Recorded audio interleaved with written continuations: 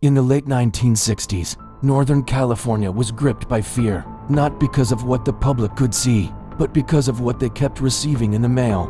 This is the documentary story of the Zodiac Killer. Between 1968 and 1969, a series of violent attacks occurred in the San Francisco Bay Area. The victims were young couples, targeted in isolated locations. The killer struck without warning and vanished just as quickly. At least 5 people were confirmed dead. Several others survived. What separated this case from countless others was not only the brutality, but the killer's need to be heard. Shortly after the first murders, newspapers received handwritten letters. The author claimed responsibility for the attacks and demanded publication to prove it was real.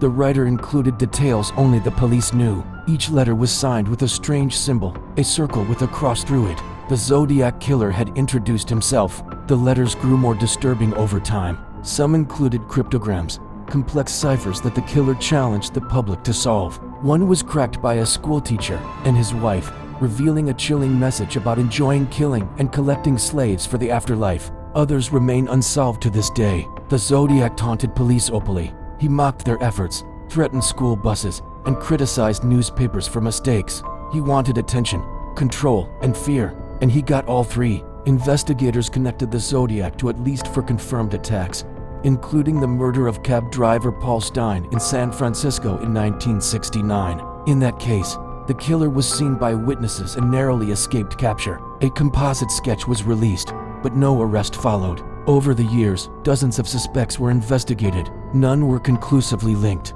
Advances in DNA technology renewed hope decades later, but results remained inconclusive. Some letters may have been hoaxes, others could not be verified. In 2021, one of the Zodiac's ciphers was finally solved by a team of independent codebreakers. It revealed no identity, only more threats and the same obsession with being remembered. The Zodiac Killer was never caught. No confession was confirmed. No arrest was made. The case remains open.